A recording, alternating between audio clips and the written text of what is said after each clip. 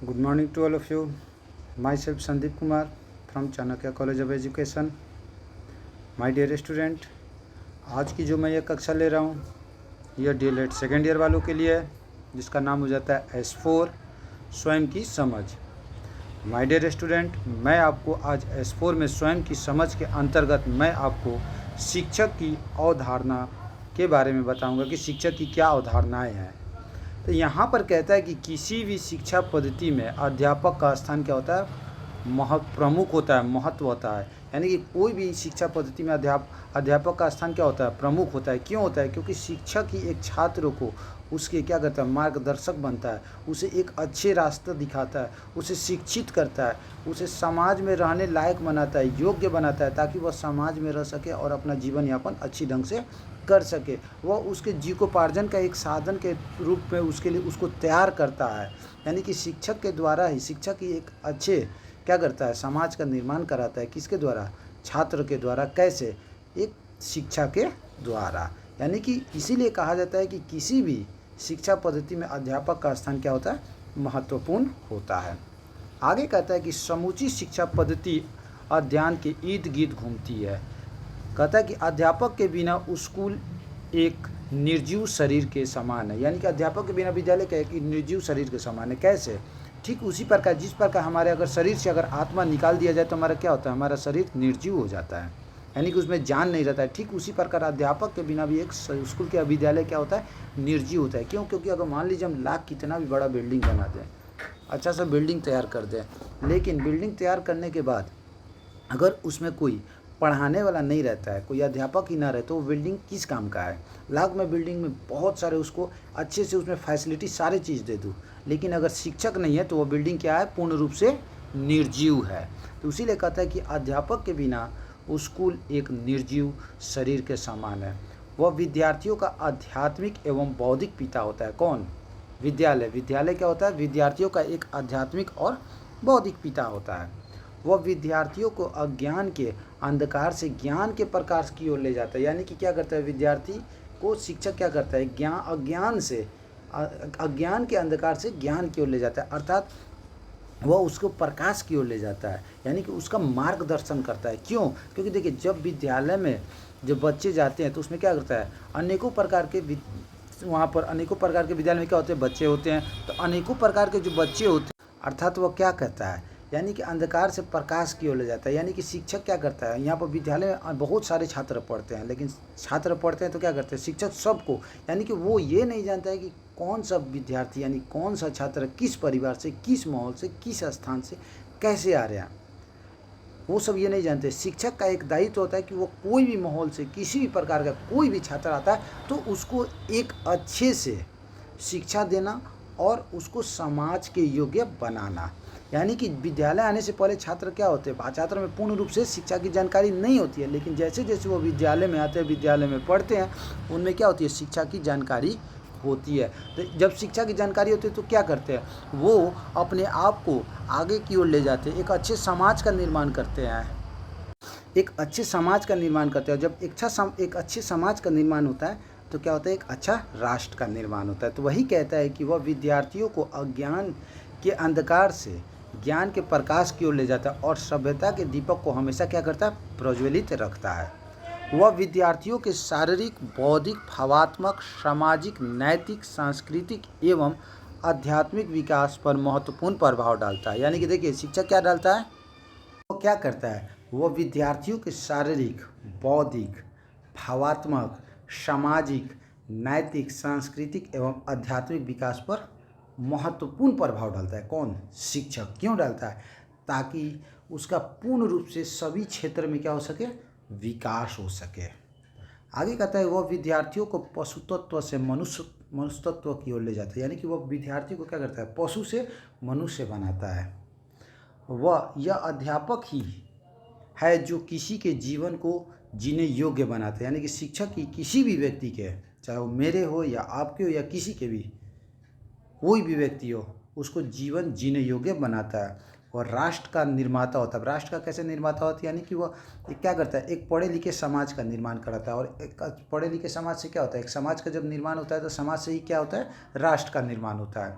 आगे कहते हैं उसका प्रभाव केवल किसी प्रदेश या प्रांत तक ही सीमित नहीं होता, बल्कि समूचे राष्ट्र में और राष्ट्र के बाहर विदेशों में भी फैला रहता है। यानी कि कहते हैं कि उसका प्रभाव, यानी कि उसका एक अच्छे शिक्षा का प्रभाव क्या होता है, देश में ही सीमित नहीं रहता है बल्कि देश से बाहर भी रहता है।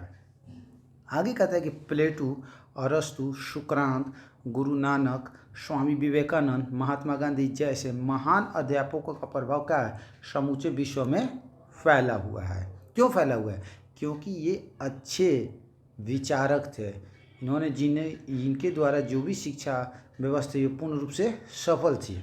कहता है कि पश्चिमी और पूर्वी देशों के कई महान व्यक्तियों ने अध्यापकों की महानता को क्या किया है, स्वीकार किया है। तो ये थे माय डियर स्टूडेंट एक शिक्षक की अवधारणा। तो यानी कि शिक्षक की अवधारणा का मतलब क्या होता है, यानी कि शिक्षक की अवधारणा का तात्पर्य होता है कि शिक्षक ही वह होता है जो विद्यार्थी को अज्ञान से ज्ञान की ओर ले जाता है, उसके जीवन में प्रकाश डालता है, उसके जीविकोपार्जन का एक साधन उसके लिए तैयार कराता है, वह उसको पशु से मनुष्य की ओर ले जाता है, एक अच्छे समाज का निर्माण कराता है, और उस अच्छे समाज से क्या होता है, एक अच्छे राष्ट्र का निर्माण होता है। तो ये हो जाती है शिक्षक की अवधारणा। अब हम देखेंगे कि इसकी कुछ परिभाषा के बारे में। तो हमारे कुछ विद्वानों ने शिक्षक की अवधारणा को निम्न प्रकार से परिभाषित किया है, जो कि इस प्रकार से है। पहला कहता है मनु का विचार। मनु के विचार के अकॉर्डिंग क्या कहता है, भारत के प्राचीन मुनि मनु ने कहा है अध्यापक ब्रह्म का स्वरूप है, पिता प्रजापति का रूप है और माता धरती का रूप है। उन्होंने कहा है कि माता की भक्ति से बच्चा इस संसार को क्या करता है, प्राप्त करता है, और पिता की भक्ति से वह अंतरिक्ष को प्राप्त करता है। यानी कि ये किनका विचार था, ये मनु का विचार था।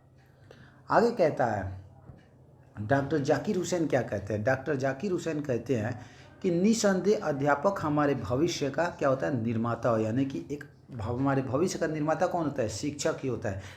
क्यों होता है, क्योंकि वही हमें एक पूर्ण रूप से सारे क्षेत्र में शिक्षा देता है, सारे चीज़ों के बारे में हमें पूरी जानकारी देता है, जिसे हम लोग क्या करते हैं, सुनते हैं, और उसके बाद उसको हम लोग क्या करते हैं, अपने जीवन में उतारते हैं, और उतारने के बाद अपने जीविकोपार्जन के लिए अपने आप को क्या करते हैं, तैयार करते हैं। इसलिए जाकिर हुसैन कहते हैं कि निसंदेह अध्यापक ही क्या है, हमारे भविष्य का निर्माता है। आगे कहता है दूसरी पंचवर्षीय योजना के निर्माता। इसकी अकॉर्डिंग करता है कि हर युग में अध्यापक इस शिक्षा पद्धति का केंद्र होता है। यानी कि शिक्षा पद्धति का विशेष केंद्र कौन होता है, अध्यापक होता है। क्यों, क्योंकि बुनियादी परिवर्तन तथा नवीनता के साथ इस युग में तो यह विशेष रूप से क्या है, सत्य है। क्यों, क्योंकि देखिए वो बुनियादी यानी कि बेस से लेकर नवीन तक यानी कि सारे चीज़ की जानकारी वो देता है। तो ये दूसरी पंचवर्षीय योजना कहता है। आगे कहता है टिंडॉल क्या कहते हैं, टिंडॉल कहते हैं कि यदि कोई व्यवसाय अत्यंत महत्वपूर्ण है तो मेरे विश्वास से वह स्कूल अध्यापक का है। यानी कि अगर कोई अच्छा व्यवसाय के रूप में अगर देखा जाए जिसमें पूर्ण रूप से सच्चाई हो तो क्या है, अध्यापक का है। क्यों, क्योंकि अध्यापक जो अपनी शिक्षा यानी कि उनके अंदर में जो चीज़ है, जो भी उनके अंदर में गुण है, वो क्या करते हैं, वो पूर्ण रूप से अपने छात्रों को देने का प्रयत्न करते हैं। क्यों, क्योंकि छात्र उनकी गुणों को प्राप्त कर अपने जीवन में क्या कर सके, आगे बढ़ सके, अपना जीवन यापन क्या कर सके, अच्छे ढंग से कर सके। अपने जीवन में अगर किसी भी प्रकार की समस्या अगर उत्पन्न होती है तो वो उस समस्या का समाधान स्वतः कर सके। इसलिए टिंडॉल कहते हैं कि यदि कोई व्यवसाय अत्यंत महत्वपूर्ण है तो मेरे विश्वास में वह स्कूल अध्यापक का है। आगे कहता है सर जॉन एडम का विचार। इसके अनुसार ये क्या कहते हैं, ये कहते हैं कि अध्यापक मनुष्य का क्या है, निर्माता है। यानी कि एक अच्छे समाज का निर्माता, एक अच्छे मनुष्य का निर्माता कौन होता है, अध्यापक होता है। तो माय डियर स्टूडेंट, आज हम लोगों ने देखा शिक्षक की अवधारणा के बारे में कि शिक्षक की क्या क्या अवधारणाएं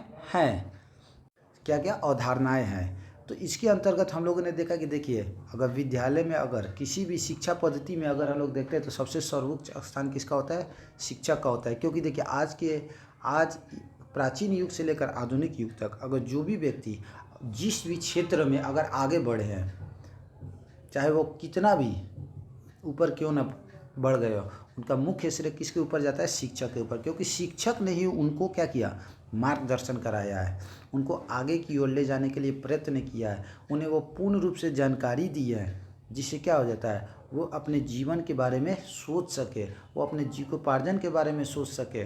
अगर शिक्षक ना रहते तो शायद इस दुनिया में कोई व्यक्ति क्या होता? आगे की ओर न बढ़ पाता। और शिक्षक के बिना अगर जिस प्रकार छात्र नहीं बन पाते, उसी तरह विद्यालय भी क्या है? शिक्षक के बिना एक अधूरा है। यानी कि शिक्षक के बिना अधूरा है, वह एक निर्जीव शरीर के समान है। कैसे?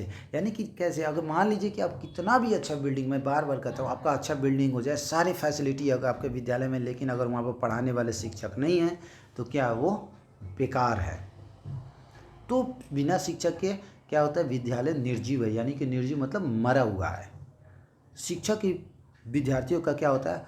बौद्धिक पिता होता है, यानी कि वह उसको बौद्धिक यानी कि बुद्धि का ज्ञान देता है। तो वह विद्यार्थियों को अज्ञान से ज्ञान की ओर ले जाता है, यानी कि अज्ञान यानी कि जब तक उसके अंदर में जितनी भी बुराइयां हैं, उस बुराइयों को क्या करता है? वो ख़त्म करने का प्रयत्न करता है, उसको सही गलत का चीज़ों को दर्शाता है, उसको सही गलत के मार्ग को बतलाता है। और उसके बाद जो भी उसमें कमियां होती है, उस कमियों को वह दूर करने का प्रयत्न करता है, ताकि बच्चे क्या कर सके? खुशी से आगे की ओर जा सके और उनका जीवन क्या हो सके? प्रकाशमय हो सके। तो ये थे शिक्षक की अवधारणा के बारे में। तो माय डियर स्टूडेंट, अगर किसी भी प्रकार की, कोई भी स्टूडेंट को किसी भी प्रकार की कोई समस्या अगर उत्पन्न होती है तो आप मुझसे कंसल्ट कर सकते हैं। तो मैं अपनी वाणी को यहीं विराम देता हूँ। Thank you. Have a nice day.